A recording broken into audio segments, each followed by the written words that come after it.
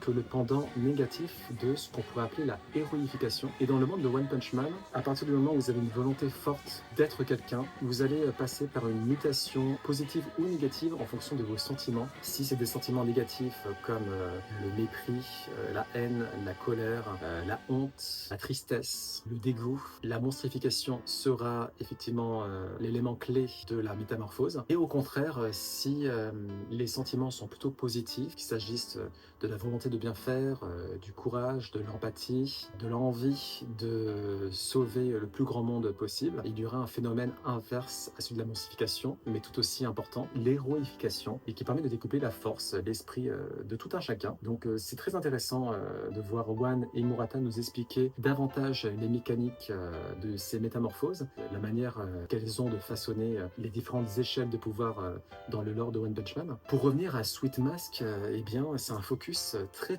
soigné auquel nous avons droit. On voit un Sweet Mask qui ne parvient pas à comprendre ce qu'est être humain. Pour lui, il reste attaché à cet aspect superficiel du monstre, comme quoi à partir du moment où vous êtes laid, que ce soit à l'intérieur ou à l'extérieur, il y a une nécessité d'être détruit pour laisser place uniquement à une beauté superficielle. Et Saitama tente de lui faire comprendre que clairement il est en train de se prendre la tête pour rien. Au fond, on reste tous humains, c'est ce qu'il lui dit, c'est ce que lui avait dit Zombieman lors du précédent arc de l'association des monstres, mais il ne parvient toujours pas à le comprendre et j'ai hâte de voir la suite parce que il va falloir que notre héros step up et évolue dans le bon sens. On apprend également davantage sur l'histoire de One Punch Man, notamment le supercontinent, avant qu'il soit supercontinent, donc à l'époque il y avait énormément de guerres, et notamment une ultime guerre mondiale qui a tout simplement fracturé l'espèce humaine quasiment jusqu'au